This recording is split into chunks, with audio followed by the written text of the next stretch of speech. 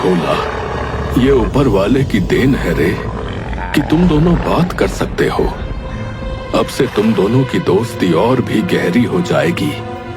मगर एक बात याद रखना, तुम दोनों ये बात किसी को मालूम ना पड़ने देना कि ढोला अब बात कर सकता है, नहीं तो किसी की बुरी नजर तुम दोनों पर पड़ जाएगी। जी, मैं इस बात का ध्यान रखूंगा कि ये बात किसी को पता ना चले। शिखर अभी से सवाल करता है। ढोला बात कर सकता था? क्या सिर्फ इतनी सी बात के लिए ये सारे गांव वाले ऊंटों को इतना मानने लगे?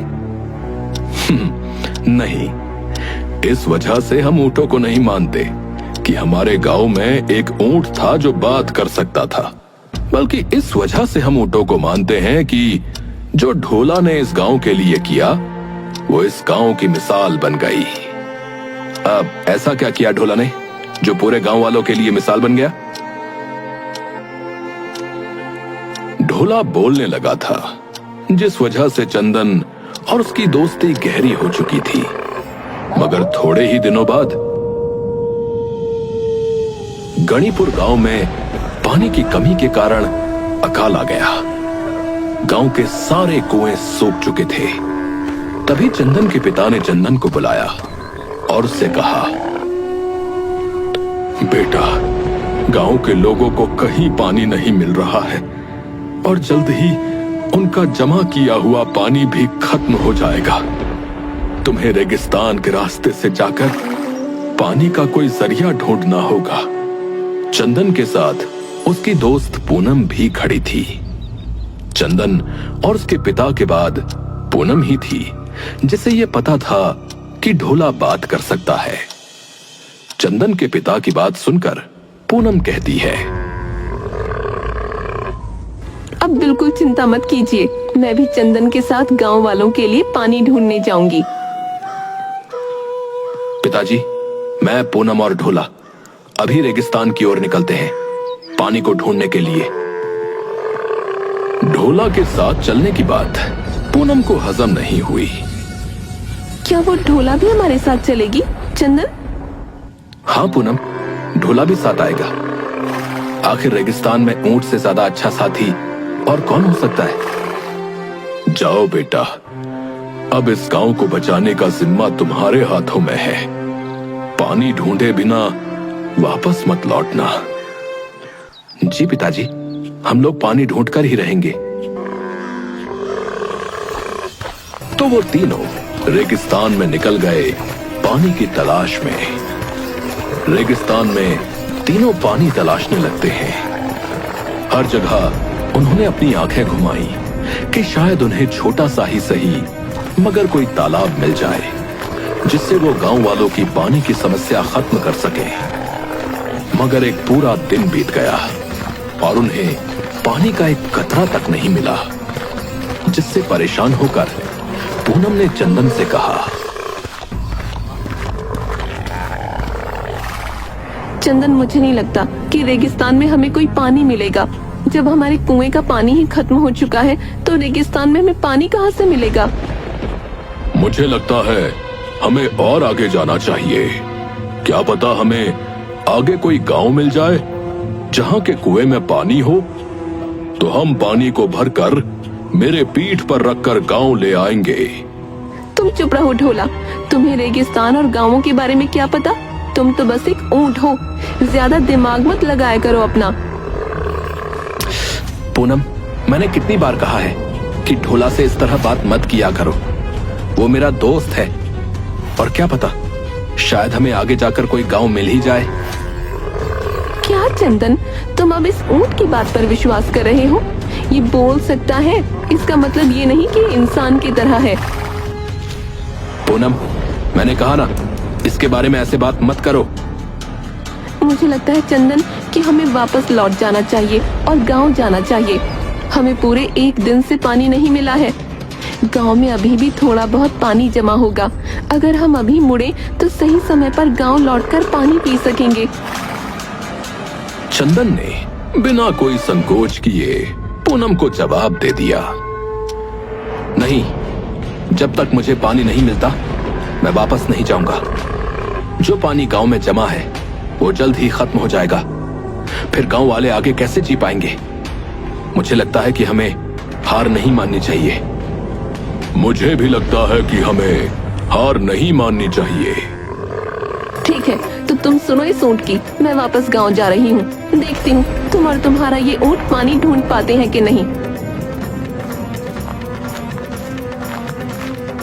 पूनम, जो चंदन की बचपन की दोस्त थी, उसे रेगिस्तान के बीच में छोड़कर वापस अपने गांव लौट गई, जिससे चंदन थोड़ा हताश हो गया। चंदन को हताश देख ढोला ने चंदन से कहा, हताश मत हो चंदन, हम जरूर गांव वालों के लिए पानी ढूंढ लेंगे। तुम्हें याद है ना, तुम्हारे पिताजी ने तुमसे क्या कहा था? हाँ, यही कि जब तक पानी न मिले वापस मत लौटना।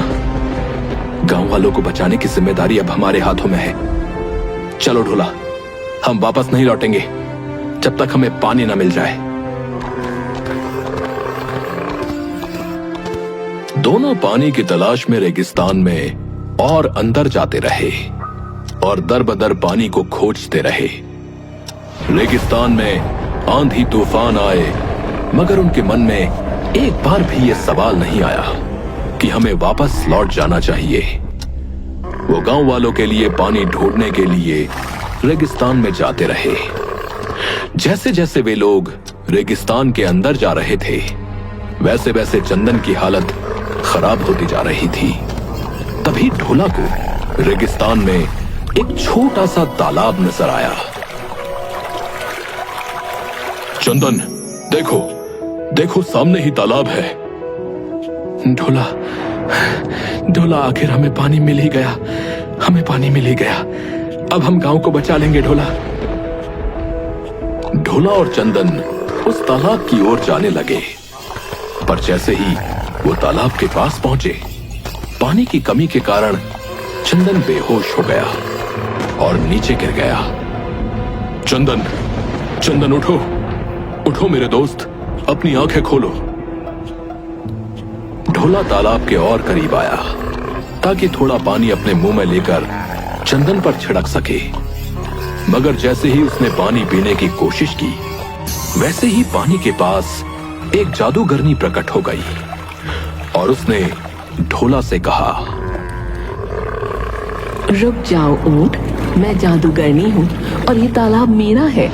इसमें मेरी अनुमति के बिना कोई भी पानी नहीं पी सकता है। जादूगरनी जी, मैं ढोला हूँ। मेरा दोस्त चंदन पानी की कमी के कारण बेहोश हो गया है। हम दोनों गांव के लिए पानी की तलाश में इस रेगिस्तान में आए थे। हमारे गांव को पानी की बहुत आवश्यकता है। कृपया इस तालाब का पानी हमारे गांव वालों को इस्तेमाल करने दें। तुम पहले उठो जिससे मैंने बात करते सुना है। मुझे माफ कर दो ढोला, मगर ये पानी तुम्हारे गांव को मैं नहीं दे सकती हूँ। ये तालाब जादूगरनी से जुड़ा हुआ है। इसकी हर एक पानी की बूंद त्याग मांगती है। मेरे दोस्त को अगर पानी नहीं मिला तो उसकी जान भी जा सकती है और मेरा प्यारा गांव सूख रहा है। मैं अपने दोस्त के लिए कुछ भी त्यागने को तैयार हूं। जादूगरनी जी, बताइए मुझे क्या त्यागना होगा? मैं तुम्हारे दोस्त को ठीक कर दूंगी और तुम्हारे पूरे गांव के कुएं पानी से भर दूंगी, इतना कि उन्हें कभी पानी की कमी ना होगी।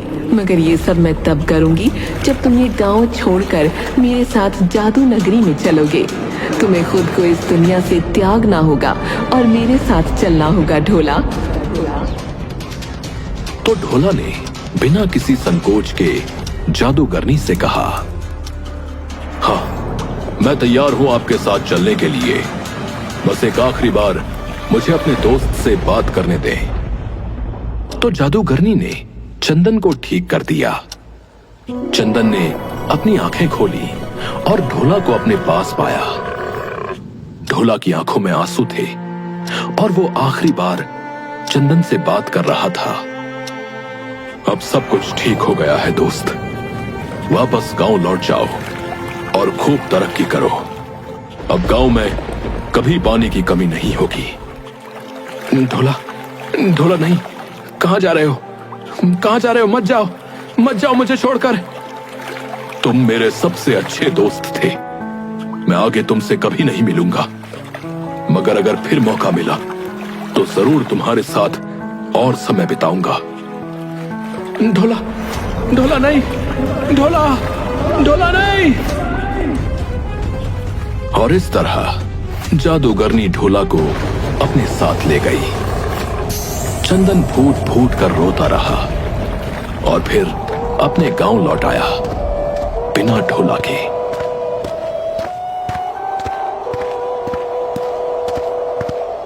उसने अपने पिता और पूरे गांव को यह कहानी सुनाई और उस दिन के बाद से सारे कुओं में पानी भर गया और कभी खत्म नहीं हुआ।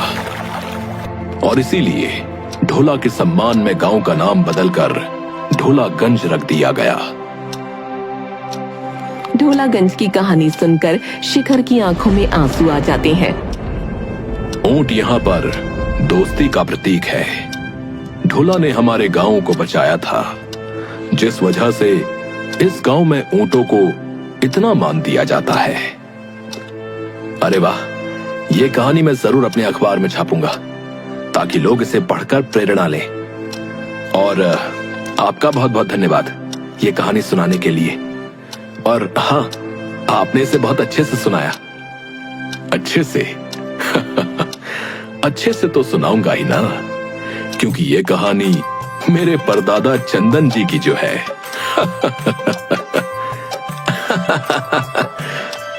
शिखर ये रोमांचक और प्रेरणादायक कहानी अपने अखबार में छापता है।